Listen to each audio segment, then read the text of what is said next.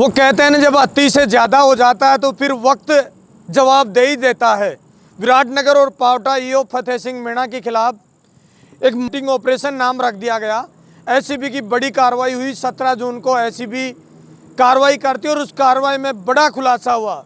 लोग ये सोचकर अभी तक हैरान है कि एक इतना बड़ा प्रशासनिक अधिकारी जो ईओ विराटनगर नगर पालिका, पावटा नगर पालिका में जो सबसे बड़ा अधिकारी होता है ईओ फतेह सिंह मीणा, उसके खिलाफ एसीबी ने इस तरीके से छापामारी करती है कि उसका पूरा भ्रष्टाचार ही खुलासा हो जाता है। उस खुलासे की चर्चा अब क्षेत्र में खुले रूप से होने लगी है। 17 जून को कार्रवाई होती है और आज खबर इसलिए मैं चला रहा हूं कि ईओ फतेह सिंह मीणा के खिलाफ तो जो भी भ्रष्टाचार किया उसका खुलासा तो एसीबी ने कर ही दिया, लेकिन हमारे गुप्त सूत्रों के अनुसार हमारे पास खबर आई है कि ईओ फतेह सिंह मीणा के खिलाफ तो कार्रवाई हो गई, लेकिन ईओ फतेह सिंह मीणा एक डायरी मेंटेन किया करता था और उस डायरी में पूरा लेखा जोखा रखता था कि किसको कितने पैसे देने हैं और किसको कितने पैसे चुकाए हैं। वो तमाम डायरी अगर ऐसी भी खुलासा कर देती है तो फिर बड़ी बड़ी मछलियां भी निश्चित रूप से जाल में फंस जाएगी। जिस तरीके से चर्चा हो रही है कि ऐसा इतना बड़ा अधिकारी जो विराटनगर और पावटा नगर पालिका जो मुख्य अधिकारी होता है ईओ, इस तरीके से भ्रष्टाचार भी कर सकता है। बिना दलाली बिना रिश्वत के तो कुछ भी काम नहीं होता था, लेकिन अति का अंत होता है और एसीबी ने बड़ा खुलासा किया है।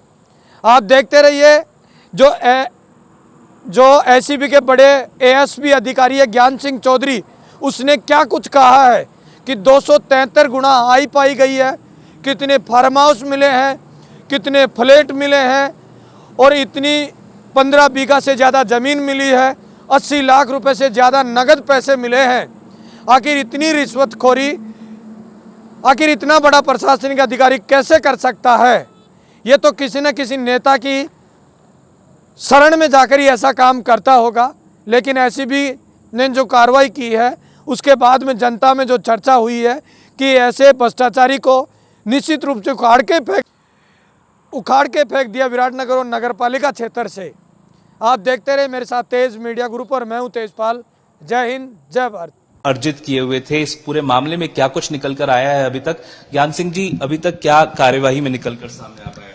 ये जो फतेह सिंह मीणा है ईओ, वर्तमान में पावटा पोस्टिंग थी और एडिशनल चार्जेस जो था वो विराटनगर का था। जो primary as a investigation as intelligence जो है हमारे जो सोर्सेज थे प्राइमरी बेसिस पे कि इसकी जो सैलरी जो एक्सेस है उससे 273% इसकी जो प्रॉपर्टी है वो हमें एक्सेस पाई गई। काफ़ी प्रॉपर्टी जो है इसने बेनामी आदमियों के नाम पे परचेज कर रखी है। तो आफ्टर द इन्वेस्टिगेशन हमने काफ़ी टीमें बना के जहाँ में हमारी जो प्राइमरी सोर्सेज जो प्राइमरी इंटेलिजेंस हमारी टीमें भेजी गई है, दर कलेक्टिव एविडेंस, कलेक्टिव डॉक्यूमेंटेशंस। तो अभी हमारी कार्रवाई जो है वो रनिंग में चल रही है। सर, आरोपी को क्या गिरफ्तार कर लिया गया है? उसकी क्या उम्र है? कितने साल की उसकी सर्विस अभी तक हो चुकी थी? आरोपी 2016 बैच के ईओ है, तो ही इज 9 ईयर्स, 9 साल की सर्विस हुई है। अभी आरोपी को कोई गिरफ्तार नहीं किया गया। तो क्या डिटेन किया गया है आरोपी को अभी तक? और ये बताएं कि सर अभी तक कार्यवाही में जो क्या कुछ निकल कर आ पाया है?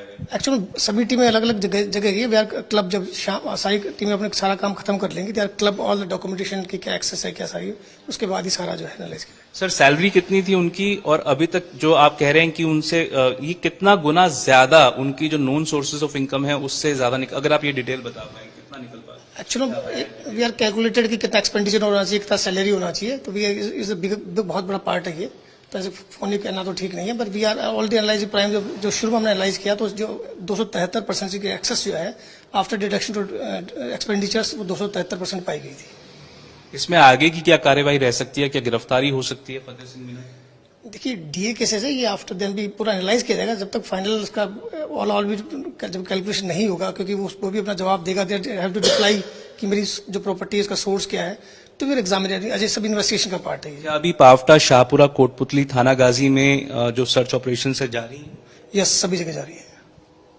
तो साफ तौर पर इन तमाम जगहों पर जिनका इन्होंने उल्लेख किया, ऑपरेशंस जो हैं वो एसीबी के ऑपरेशन एमएम के तहत जारी है और जो कार्यवाही अभी तक सामने आई है उसके मुताबिक 273% से ज्यादा जो उनकी नॉन सोर्सेज ऑफ इनकम्स थी उससे ज्यादा उन्होंने संपत्ति अर्जित की हुई थी। तो इसमें क्या कुछ बड़े लेवल पर करप्शन का मामला है? क्या इसमें जो आरोपी है फतेह सिंह मीणा वो करप्शन के तहत इस पूरी संपत्ति को अर्जित करने में सफल साबित हुए। तमाम बातें जो हैं वो जांच का विषय हैं।